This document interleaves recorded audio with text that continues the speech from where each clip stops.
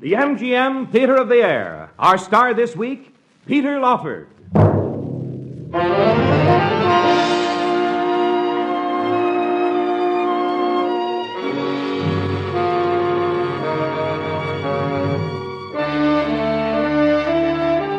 Ladies and gentlemen, your host, Vice President of Metro-Goldwyn-Mayer, and celebrated author of many Broadway and Hollywood musical hits, Mr. Howard Deese.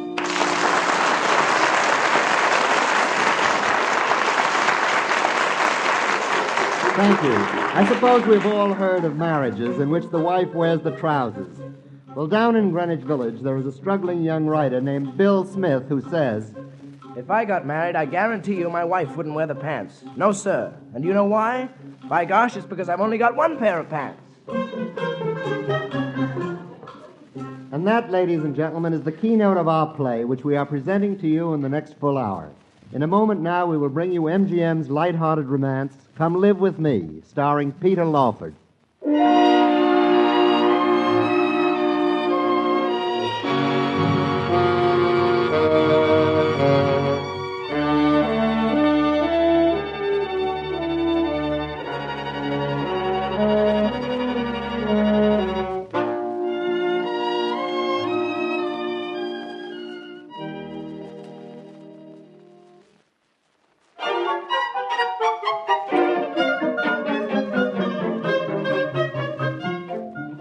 Come Live With Me is a gay chapter in an unusual marriage.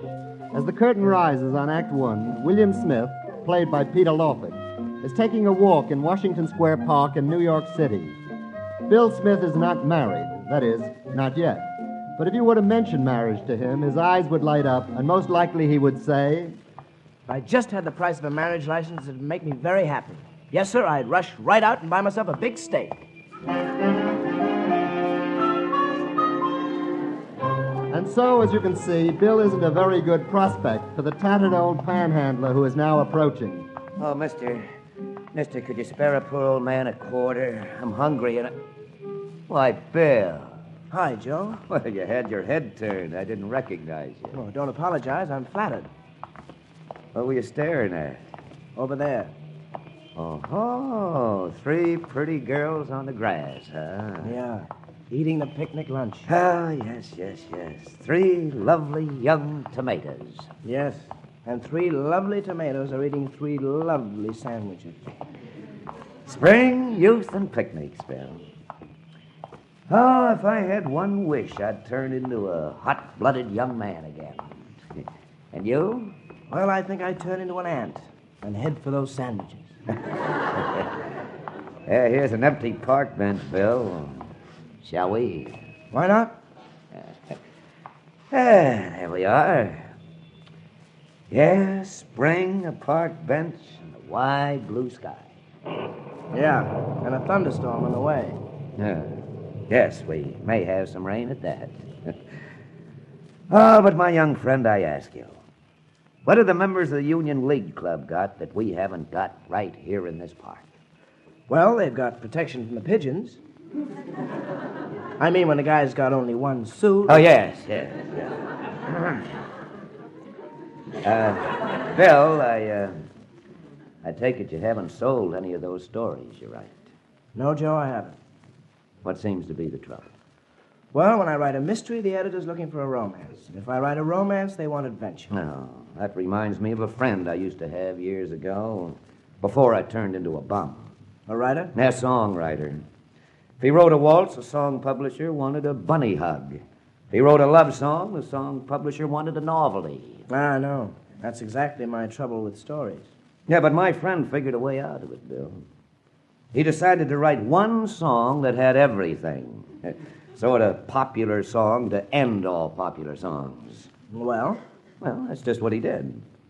As I remember, he called it Moon O'er the Flag in Dixie with Mother and Baby and Hugh Blues.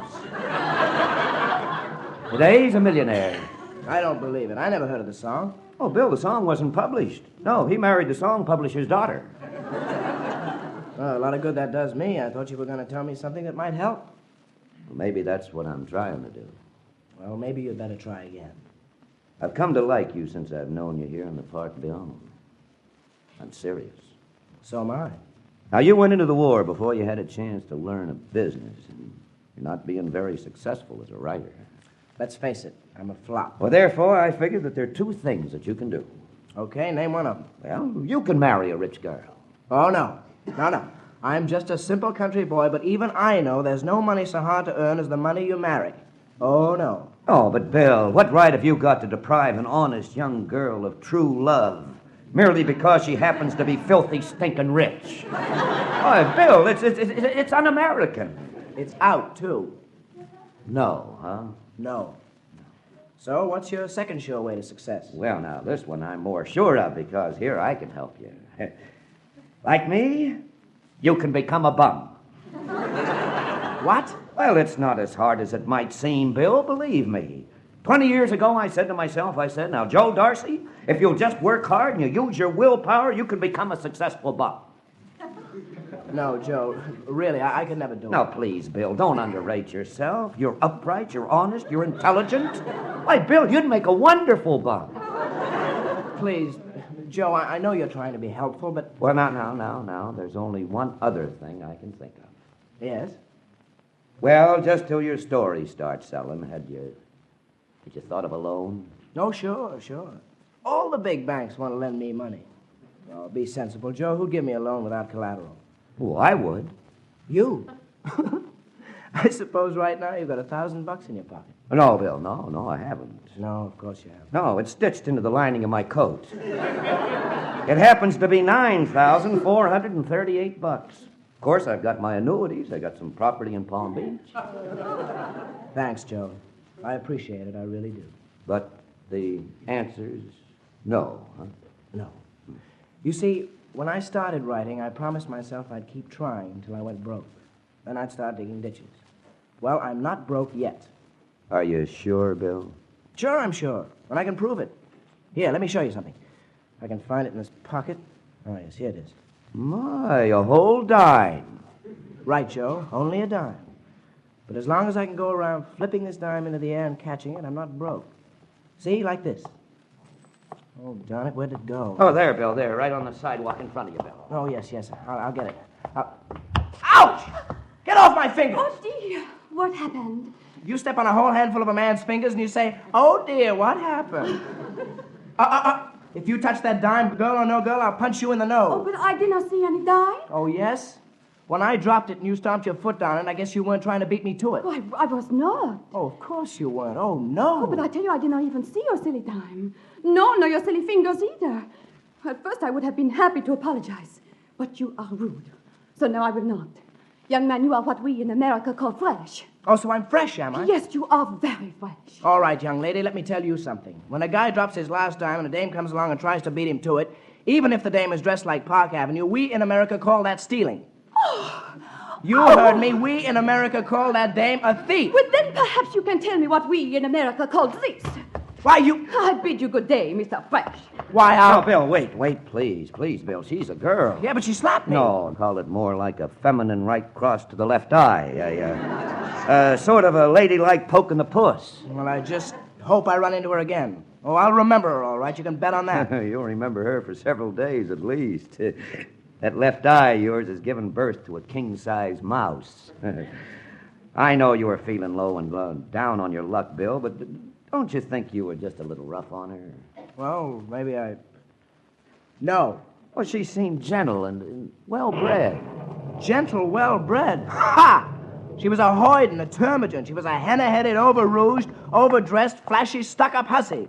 And I just hope sometime I have a chance to get even with her. Oh, Darcy, where's Smith? Oh, Grogan the cop. Hi, Grogan. Join us? I haven't got time. Trying to put the pinch on a dame before this thunder shower comes up. Wait a minute. Did you say you're looking for a dame? Yeah. On a federal rap, too. You guys seen her? I'll say we've seen No, her. just a minute, Bill. Just a minute. Well. Have you guys seen her? Maybe, Grogan, maybe. Now, this was a dame that was henna-headed, painted up, the flashy type hussy, huh? Oh, no, Joe. This dame... No, Grogan? Oh, no. This is the loveliest looking tomato that ever got ripe and fell off the bush. copper-colored hair, blue eyes, and just the right amount of this and that in the places where you expect to find it on a dame, but usually don't. You know what I mean? Yeah, Bill probably knows. I'm too old. But this dame, she's a loud-mouthed, stuck-up type, huh, Grogan? No. I just got through telling you she ain't like that at all. This dame is in trouble. Plenty. But she's... Oh, well, she's as nice as your own kid sister. Have you seen her now? That girl we definitely have not seen. Have we, Bill? Well, no. Not that girl. Well, she was spotted coming into the park here, so I'll find her. You fellas better get going now if you don't want to get rained on. So long, Grogan. Well, I'm going to run along too, Bill. Always makes me feel uncomfortable, walking around with my coat lining full of soggy money. And you, Bill? I'll sit here a while. I want to think about something. About something, Bill? Or, about somebody? Now, wait a minute, Joe. Just what did you mean by that? Oh, I didn't mean a thing, Bill. All I meant was,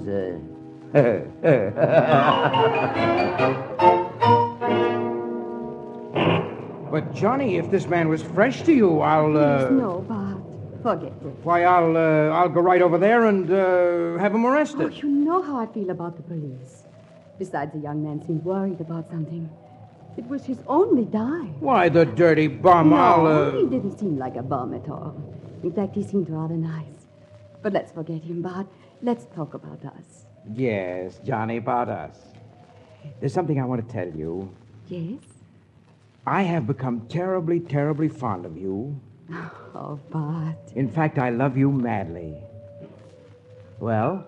You've been so wonderful to me. When I came to this country, I knew no one.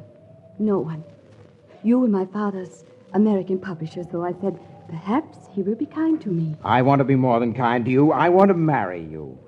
Please, Johnny, say you love me. It would be so easy for me to say it, Bart.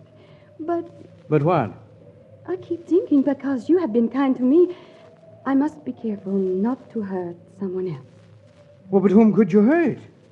Oh, of course, you mean my wife. I have not met Mrs. Kendrick, but yes. Well, believe me, Johnny, mine and Diana's is a completely modern marriage. I'm afraid I do not understand. Well, it's quite simple, really. The Kendrick Publishing Company only publishes the books that Diana recommends. She's a brilliant woman, believe me. Your company is so successful, Bart. She must be. Oh, she is. But she's also quite sensible. Now, I want to be absolutely honest about this, Johnny, so I propose to go to Diana and explain the whole thing to her. Of course, I'll have to, I'll have to pick the proper time. I'm sure you understand that. Oh, yes, Bart. Yeah. But I assure you that Diana will be sensible. I'll arrange a quiet divorce, say 6 weeks in Reno, a few months at the most, and there you are. Well, how do you feel about it? For so long, Bart, I have been always hunted. Yes, I know that, Johnny, And to darling. have someone strong and solid to lean on, it would be so heavenly. Oh, so there you are. Bart, a policeman. Grogan's the name, and yours, I believe, is Joanna Jantz. Oh, Johnny, darling, I hope they wouldn't find I you. knew they would sometime. And I'll come along with you now, before the rain starts and we all get soaked. Your name is Joanna Jantz, I presume? Now I call it Jones, officer. It is more American. Jantz Jones. I'm arresting you on a warrant by the Federal Immigration Department.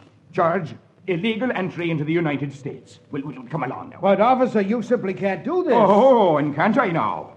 Well, now maybe you've got some sporting blood in your veins, and maybe you'd like to lay a little wager on can't I now, Oh, please, Bart. Officer, what I mean is... I'm willing to give you some right juicy odds on can't I now. Bart, it is no use. No, Johnny, I insist. Officer, let me explain. There, now you said it.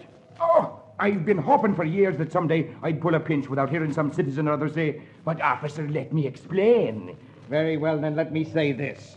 If you take this girl in, you are committing a murder. Now, just a minute, bucko boy. I don't like that kind of talk. Maybe you'd better say some more. Quick. Gladly. And what I've got to say is all down in black and white, on the record. During the war, this girl's father fought for freedom. After the war, his country got a new government, and because he continued to teach freedom in the university, they killed him.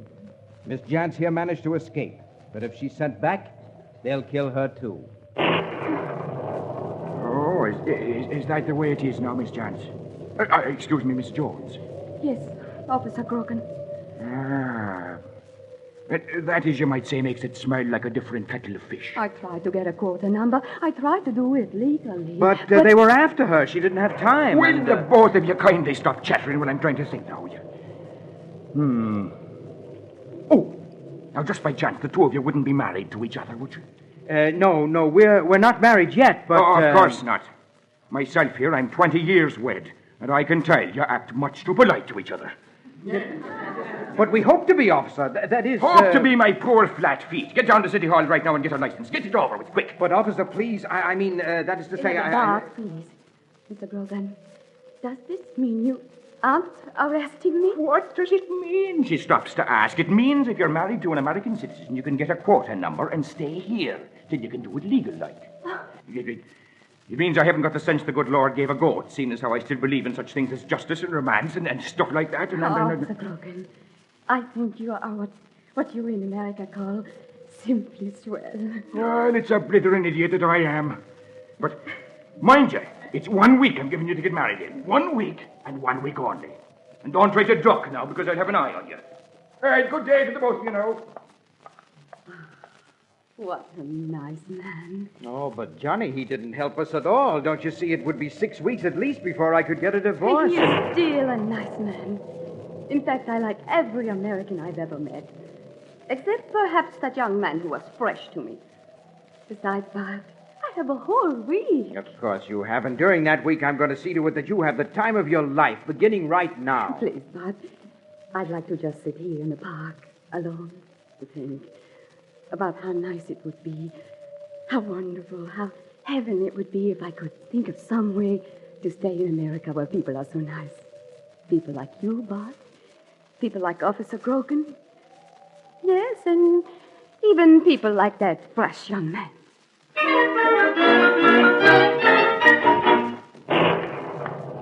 Hi, Grogan.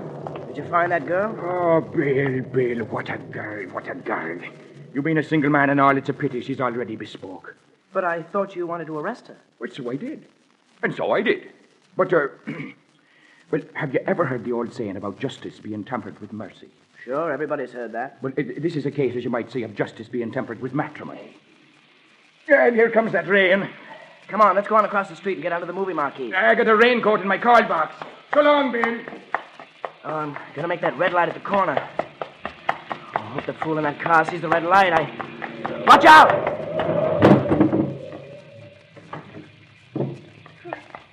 I hope I did not hurt you. Are you hurt? Please tell me if you are hurt.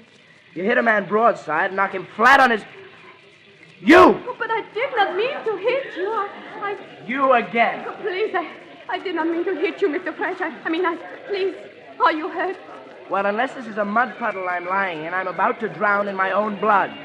Help me up. Yes, of course I will. There. Can you walk? I'm not sure yet. Here, let me help you into my car. Here. Here we are. Oh, we are holding up traffic. I'll go around the other side and get in. I guess I had better move.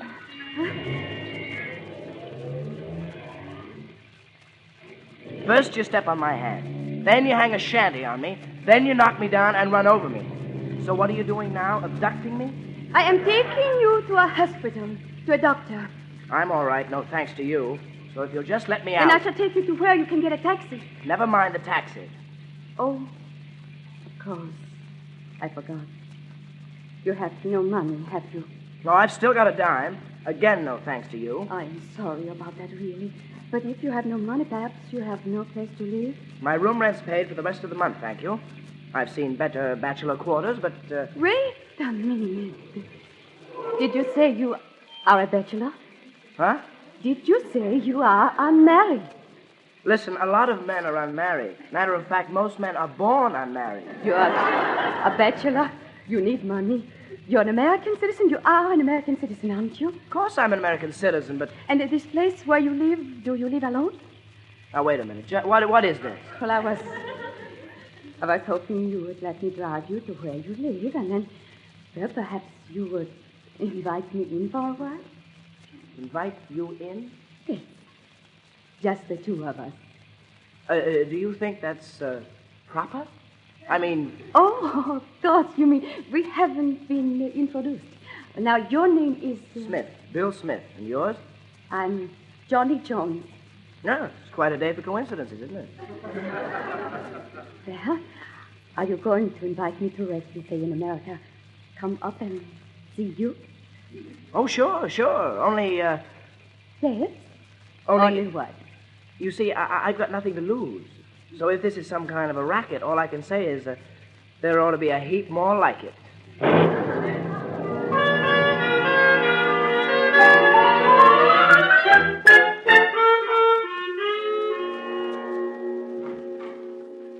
Well, here it is.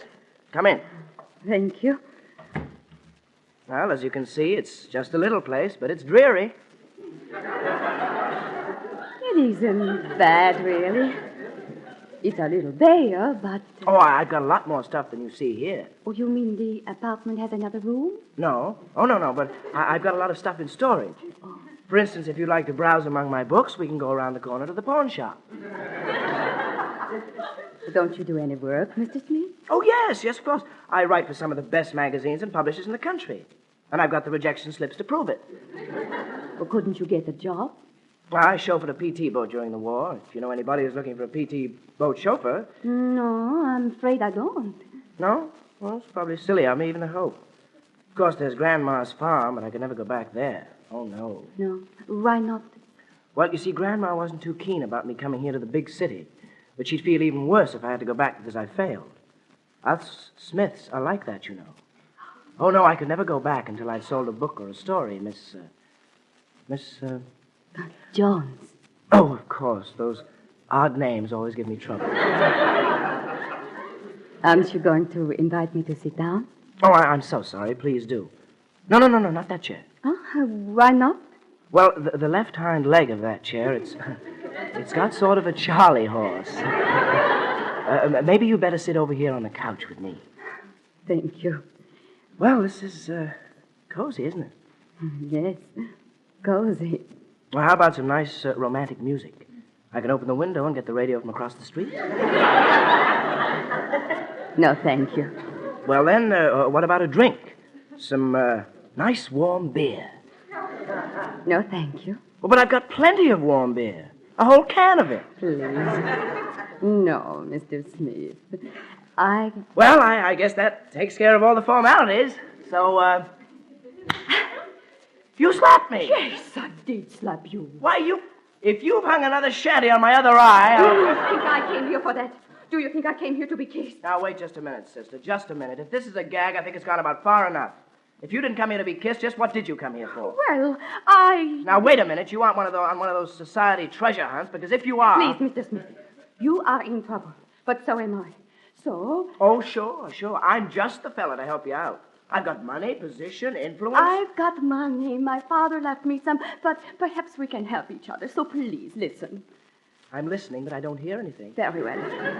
If you want to continue your writing, you must have money, right, Mr. Smith? Right, Mr. Anthony. More important, I must have money if I want to continue eating. Exactly. You have got to have money. Uh-huh. And what's your problem? I have got to get married. You got... What? Yes, Mr. Smith. I have got to get married right away. Oh, now that is a problem. You sure you don't need that beer? I mean, they say that beer's very good for you, you know, and... Oh, you don't understand. Maybe a glass of milk. Here, let me put these cushions behind you. Make you more comfortable. Stop fussing around me like an old hand. Well, I'm just trying to be helpful, Miss Jones. But you can be helpful. You can be very helpful. You can do me a great favor. Well, I haven't had much experience at this sort of thing. I mean, of course, if I can be helpful... We can help each other. You need money. And I... Oh, forget it, Miss Jones, forget it. Compared to you, I have no problem at all. I mean, in your condition... Please, Mr. Smith, please. As a great favor to me. Will you marry me? As a favor? Oh, I'll be glad to do it. Will I what? Please, Mr. Smith, please. You see, you need money, and you don't happen to have a wife, and I have to get married. I just have to, so please, Mr. Smith, please. Well, can't you say something? Huh? Oh, sure, I can say something. Well, what do you say? Do you mind if I have that warm beer.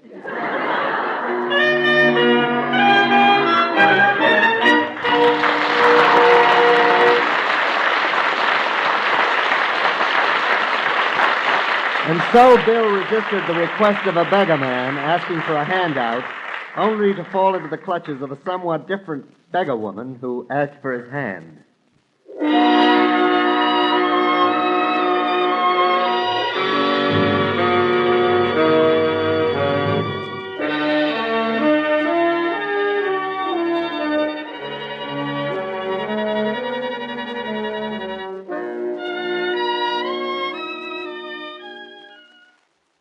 Now for Act Two of the MGM Theatre of the Air, starring Peter Lawford.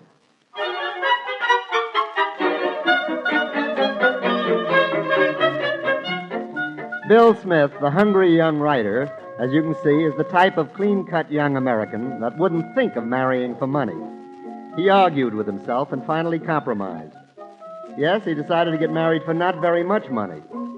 At the moment, Bill and Johnny Jones are still in Bill's Greenwich Village flat, and Johnny is saying, But, Bill, $17.30 a week, that isn't enough for you to live on. Oh, I'll get by. And the less I spend, the less I have to pay back. But you don't have to pay it back. Oh, but I intend to pay it back. Every penny of it. But you're doing so much for me. Well, I'd hate to see anybody get back to the country where they'd been murdered because of something they believe. But, oh, no. I'll pay it back as soon as I tell a story. This arrangement is strictly business. Thank you, Bill. Thank you so much. Oh, don't thank me. You're helping me, too, you know. But there are still some details to clear up. Yes? Yes, such as going down to City Hall and getting a license, such as getting up in front of a preacher and promising to love, honor, and obey. Oh, Bill, about that love. Well, what about that love? We can forget the love. As you just said, this is strictly business. Well, maybe we ought not to be too businesslike? I mean... Well, please, Bill. Strictly business. No love, huh? No love. Okay, no love. Strictly business. Only... Yes, Bill? Only what? Well, it's... I mean, it's sort of like buying a book and then not reading it. A book. Johnny, wait a minute. No, Bill, what is it? No love. No, that isn't quite right. Without love. That's it. What a title, Without Love. Johnny, you've just given me an idea for a wonderful book.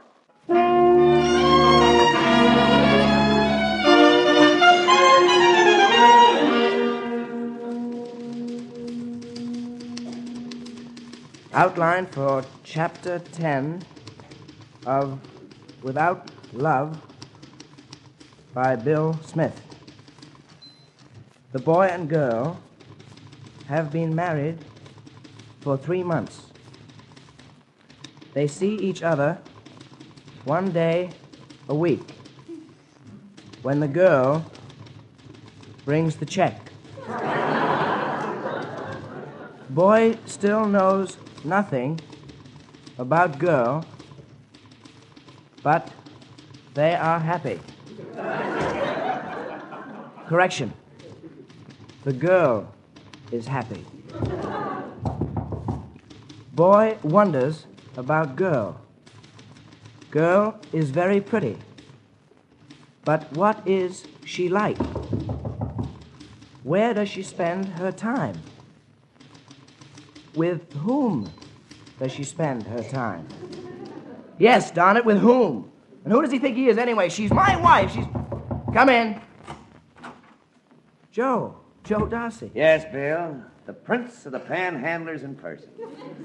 I'll be right with you, Joe. Just plotting out one of my last chapters. Never see you in the park anymore. I have to come over here since you've become a married man. Oh, I've been working very hard. Bill, maybe I shouldn't ask, but how's it turning out? Great. I don't want to brag, but it's going to be one of the best things ever put between covers. Your marriage? The book I'm writing about my marriage. You've read most of it. Oh, yes, I have. What do you mean, yes, I have? The other day you said you liked it. Oh, I do like it, Bill, but, well, your hero. Yes, and what's wrong with my hero? I happen to like the guy. He's a guy that, well, he's pretty much like me. Oh, I like him too, Bill. Oh, but he lets that girl get away with murder. Always mooning around about her. but doesn't know anything about her, never says anything to her about how he feels. Now, you're writing a story, but sooner or later, he's got to take action. Sooner or later, Bill, you've got to put some trousers on him. Yeah, I guess you're right, Joe. I guess I should stop kidding myself. Now, come on, tell me, Bill. Yes, the book is my own story, and I'm the married man who hasn't yet learned to wear the pants. I didn't mean to get personal. No, but you're right. For instance, what do I really know about Mrs. Bill Smith? Nothing. I don't even know where she lives. Why, for all I know, she may be out somewhere right now, this very minute, with another man.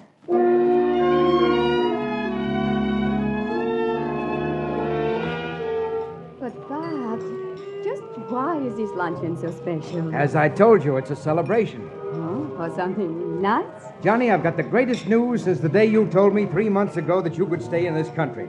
But I'd still like to know how you wangled Oh, it. please, now don't ask me about that again. But what is your big news? Johnny, I've done it. I don't know why I hesitated about it so long, because it wasn't hard at all. I've talked to Diana, and she's agreed to give me a divorce. But then she didn't love you after all? Well, the funny part of it is she did. Says she still does. Oh. But there was no hedging about the divorce. She said if I really love you and you really love me, she'd get the divorce. And, of course, we haven't any doubts about that, have we? Well, But, of course, we haven't any doubts, Johnny. Huh? Oh, no, Bart, no doubts at all. Only... Of course not. We love each other madly. Oh, yes, madly. But I have to discuss this with somebody. Yes, I'll go and discuss it with him right away. Discuss it?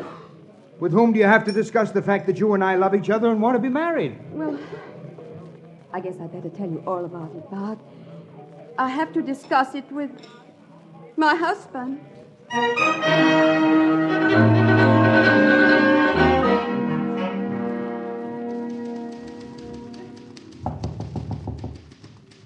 Yes, come in. Johnny. Hello, Bill. Johnny, I'm delighted. I didn't expect you until your regular day, and that's tomorrow. I know. I made a special trip. I wanted to talk to you. Well, what do you know? Wishes do come true, after all. They do? Oh, why do you say that, Bill? Well, I mean, there I was, working at my typewriter, but all the time I was wishing that I could see you and thinking how long it is until tomorrow and wishing that you might just sort of drop in. And then there was the knock at the door, and I said, come in, and, well, here you are. Yes. Here I am, Bill. But I wanted to talk to you about... Wait a minute, Johnny. Just a minute. Yes? I've almost finished the book. The book? Our book, Without Love. Of course, I can't do the ending yet, but there's enough to send to a publisher. And I've got a copy for you, and I want you to read it. Of course, Bill, when I have time. Oh, no, I want you to read it right away. You see, Johnny, in this book, you'll find all the things that I wanted to say to you and couldn't. Bill, please. You'll find all the things I feel about you and couldn't tell you about. You'll find all the things you mean to me and... Bill, I'm so sorry. Sorry? But it's a good book, so good I know a publisher will buy it. I know it. And now that I've accomplished something, or almost accomplished it at least, I feel I have the right to talk to you, to tell you. Bill, please, listen to me. Why, sure, Johnny, sure. But don't give me any of that sorry stuff, because I feel like celebrating. Bill, I've got to say this. I came here to ask you for a divorce. A what, Johnny? Please don't make it hard on me. Our marriage was a business arrangement on both sides. Now the situation has changed. Oh, no, Johnny, no. I couldn't give you a divorce. I don't know you well enough for that. I mean, it's all right to marry a stranger, but to divorce him, you have to know him pretty well. I've been honest with you, Bill, so please don't make me tell you why I want a divorce. Oh, I see. You mean there's somebody else? Yes. Someone who has been very kind to me. In that case, of course, things are different.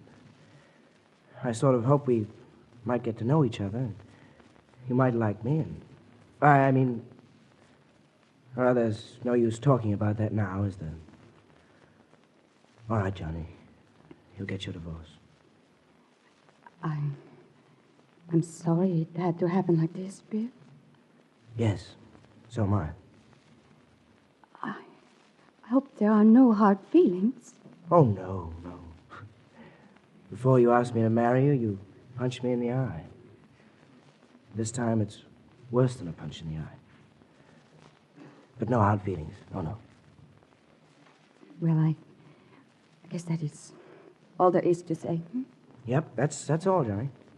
So don't let me keep you. I know you'll want to rush out and tell your friend that everything's all set. So goodbye. Goodbye. I go now, Bill.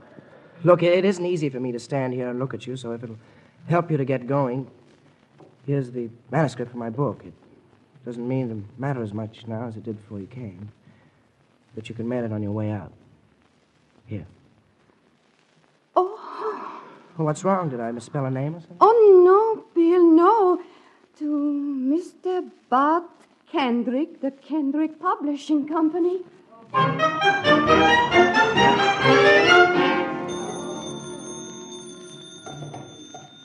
Bart Kendrick speaking. Bart, this is Diana. Diana? Oh, yes, Diana. Yes. Yes? Bart, the fact that we're considering a divorce needn't upset my editorial work for you, had it? I mean, I suppose you'll still want me to read manuscripts for you. Oh, Diana, my dear, bless you. You don't know how much I've been worrying about that and hoping you'd offer to do it. I'll pay for it. In addition to the alimony, of course. Oh, then you do want me to continue. Of course I do. You know I've never published a book without your recommendation. The fact is, I think it's been several years since I've read a book. Oh, please, Diana, I'd go broke without you. Then you can put me on the payroll as of now. I read the manuscript you brought home the other night, and I've got a new book for you. Ah, good. What's it about? Oh, it's a delightful story. A fiction, of course, but it sounds awfully true. It's about a young girl whose life would be in danger if she went back to her own country. Yes? Yes. And the only way she can stay in America is to marry an American citizen.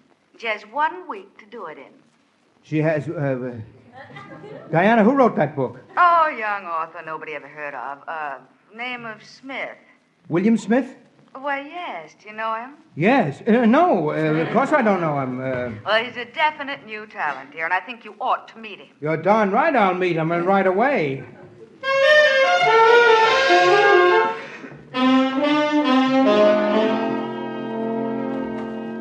Come in, Mr. Smith. I'm Bart Kendrick. How do you do, Mr. Kendrick? You can't imagine how excited I was when I got your telegram. Yeah, I was a little excited when I sent it.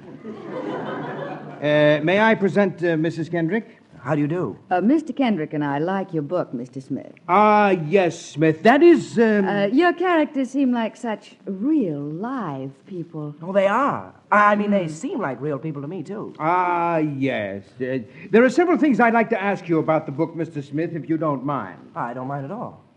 Well, now, of course, you haven't written the ending yet, but as I get it in the book, the girl is married to the poor young man, but she's really in love with the other man. She is not. She just thinks she is. If she really knew the guy, she wouldn't touch him with a 10-foot pole. And just why, if I may be permitted to ask, wouldn't she touch him with a 10-foot pole? Well, you see, the girl isn't onto him yet. But he's just a rich, stuffed shirt.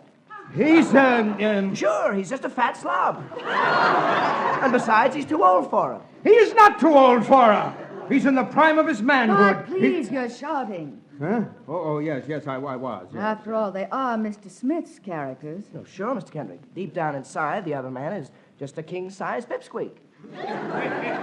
Now, do you mean to tell me, Smith, that you mean to let the husband get the girl? Well, it'd be different. And after all, he did marry her, you know. Well, but he's worthless. The hero of your book, Smith, is a weak-kneed, washed-out, spineless nobody. Now, just a minute, Kendrick. Whereas the other man is a splendid type. Cultured, well-to-do, man of the world, a great lover. He's a fat slob. He is not a fat slob. He's cultured, a man of the world, a great lover. Bart, stop it. Huh? What's that, Diana? The way you're talking about Mr. Smith's characters, one would almost think something personal is involved.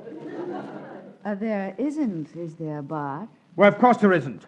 Naturally, I'm interested in the characters in a book that I may publish. I mean to say... You mean you're going to publish my book, Mr. Kendrick? I didn't say I was going to publish it, Smith. Of course he's going to publish it, Mr. Smith. Now, Diana, He is if he expects to keep his chief editorial assistant. Now, please, Diana. There's your checkbook on your desk, Bart. I suppose you give Mr. Smith an advance to bind the deal. Well, Oh, all right. 500. Oh, let's be generous with Mr. Smith. After all, he has to live while he writes the ending. 2,000. 2,000? Bartram. Oh, all right, Diana. 2,000 will help you finish the story, won't it, Mr. Smith? Oh, yes, Mrs. Kendrick. Yes, indeed. In fact, I'm going out right now and see the girl. I'm going out right now and get to work on the ending.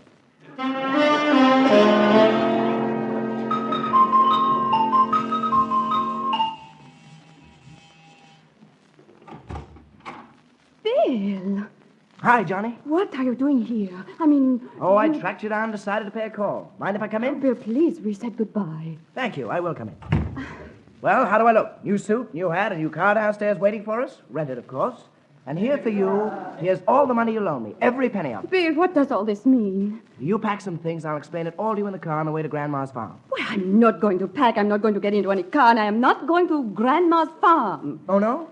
Then I'll pack for you. I suppose your clothes are here in the bedroom? Bill, you stay out of my bedroom. Oh, I'm not going to steal the furniture. I'm just going to pack a few overnight things for you. Overnight? Bill Smith, you get out of here or I call the police. Go ahead.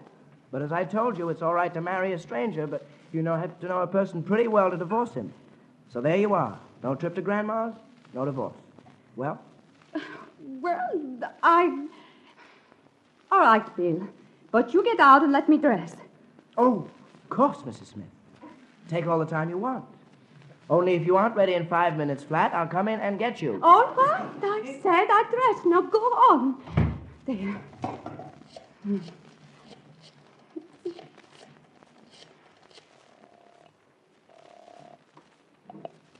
Bart Kendrick speaking. It's Johnny Bart. He's here.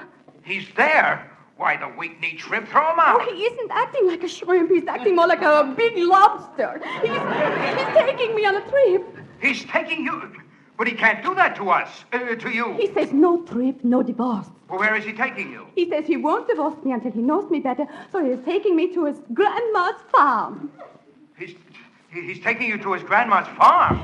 It's up near Middleburg, Bart. I don't know where, but you can find it. I'll find it all right, and I'll leave right away. Please hurry, Barty. He's got a very funny look in his eye. Well, you mean he's out of his head? Insane? No, not that.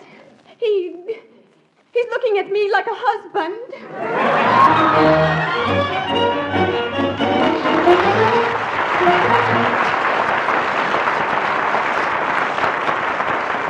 We return to MGM's comedy romance, Come Live With Me, in just a moment.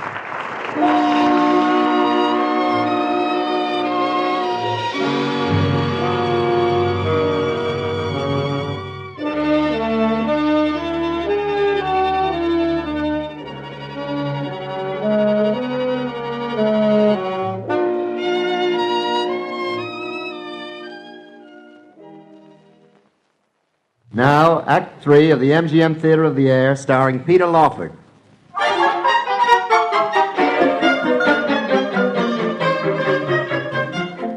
It is late at night now, and Bart Kendrick still has not arrived at Grandma Smith's farm. In fact, at this moment, Bill and Johnny are going upstairs to retire.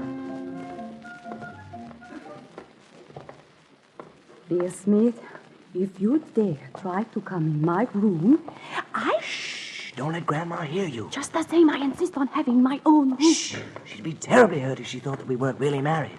I mean, she'd be terribly upset if she knew that we were married, but aren't. I know what you mean. Now, about my room. Here, it's down this hall. That's why I wouldn't let her give us the guest room. Insisted on having the room I had as a kid. Oh, here we are. But where are you going to? The other door there. These two rooms used to be an attic. Well, good night, Bill. Good night, Johnny. I'll just open the door and turn on the light for you. Thank you, Bill. There you are. Thank you. Oh, happy to do it for you. Don't mention it. Well, good night, Bill. Good night, Johnny. Hope you sleep well. Thank you, Bill.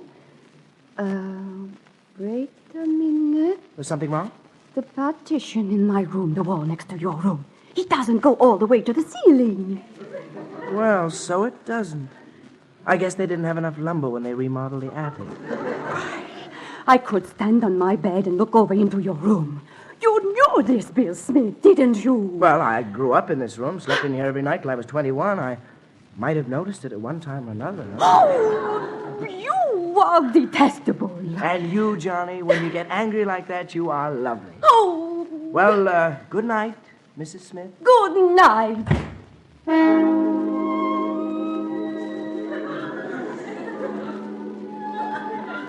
Bill, Yes, Johnny.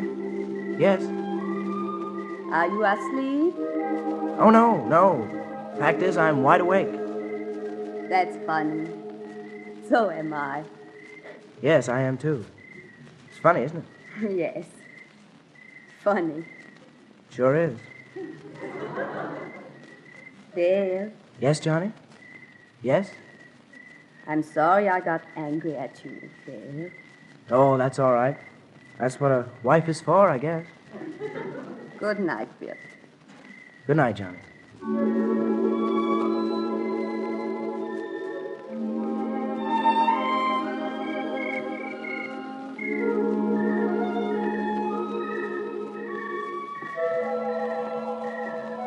Johnny, Yes, Bill. Yes? are you, asleep? Oh, no. Wide awake. That's funny. So am I. I'm just sitting here at my window. That's funny. You too? Yes. Bill, Yes, Johnny? Yes? what are those things that go... Well, they're crickets. Oh. Bill, Yes, Johnny? Yes? where do they go? Well, there's a reason for it. Tell me. Well, you see, that's the girl cricket that goes... Yes, and then if the boy cricket is, shall we say, interested, he goes...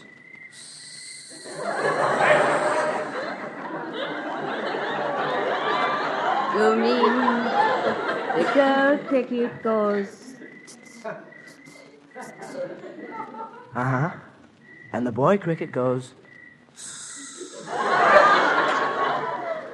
That's very smart of them, isn't it? I'll say it is.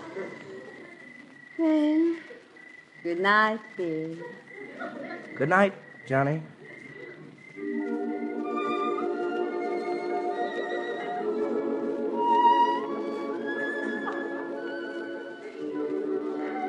Bill, Yes, Johnny? Yes? what are you thinking of? Oh, something that's been running through my mind. Yes, Bill? What's been running through your mind? A poem. Oh? Yes, something Christopher Marlowe wrote 300 years ago. Would you like to hear it? Yes, Bill. Well, it goes... Come live with me and be my love, and we will all the pleasures prove, that hills and valleys, dales and field, woods or craggy mountain yield. And I will make thee beds of roses and 1,000 fragrant posies. And something, I forget the line. And if these pleasures do thee move, come live with me and be my love. Oh, Bill, you're so... Well, like everything here. So lovely. Thank you, Johnny. You're welcome, Bill. Johnny, Yes, Bill? a moment ago, what were you thinking of? Crickets. Crickets? Do you mean? Hey, Johnny, do you mean? Oh, Johnny, darling. Oh, now what in the... Let me in! Let me in, I say! All right. I'll bet this never happened to a cricket.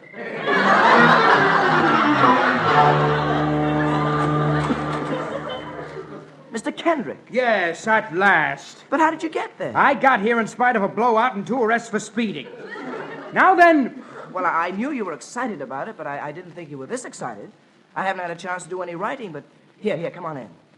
Fact is, I haven't had time to do any writing. oh, so you've been busy, have you? Oh, busy as a cricket. I mean a beaver. You might like to know, though, that I've taken the most important step toward working out that happy ending. Oh, you have you?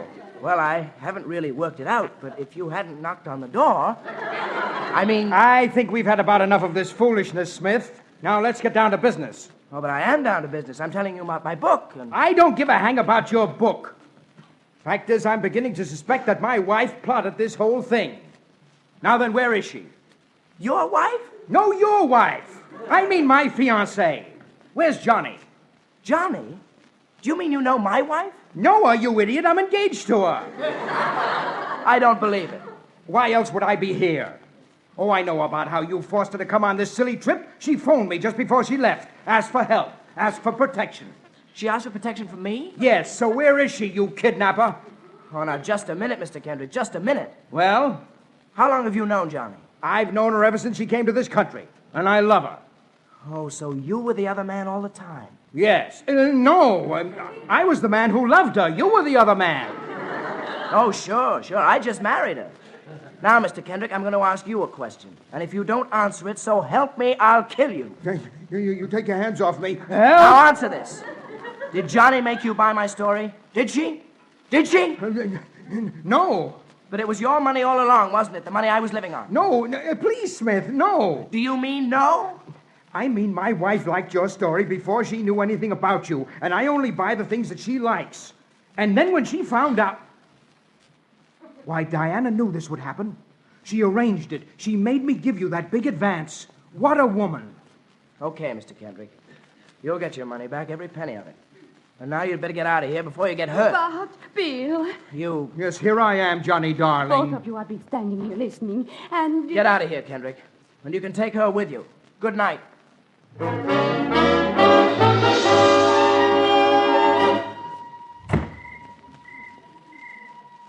Oh, what a sucker. What a sucker. Tricked all the way. Tricked by a cheap little...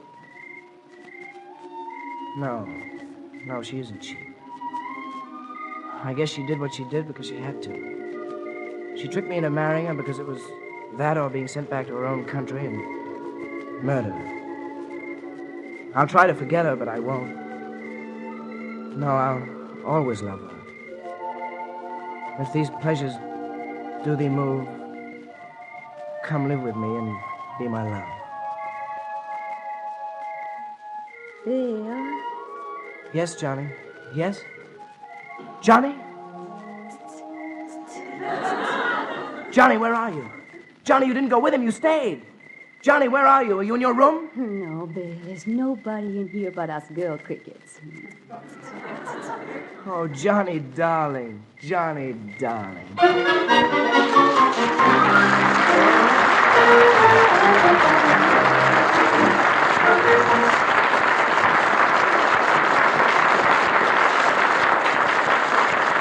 Our star Peter Lawford will be back in just a moment.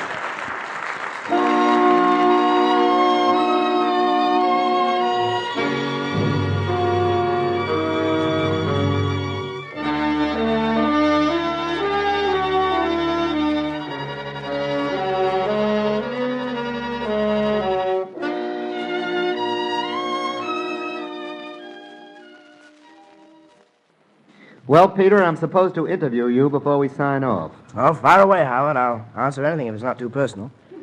The audience is only interested in the personal things, Peter. They know all about your public appearances. Well, I get up in the morning, brush my teeth, get dressed, go to the studio, come home, have dinner, go out, come home, go to bed, get up, brush my teeth. What a thrilling life you movie stars lead. What kind of toothpaste do you use?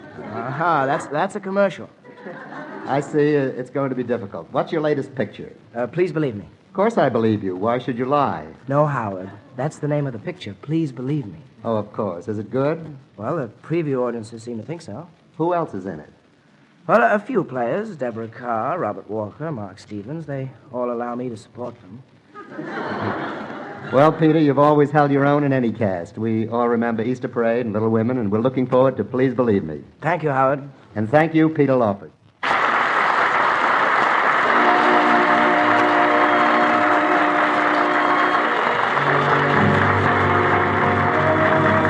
You have been listening to Come Live With Me, starring Peter Lawford, adapted for radio by Wellborn Kelly. Original music composed and conducted by Joel Herron. The program was directed by Marks B. Loeb and produced by Raymond Katz. The supporting cast included Jan Miner and Eric Dressler. Ed Stokes speaking.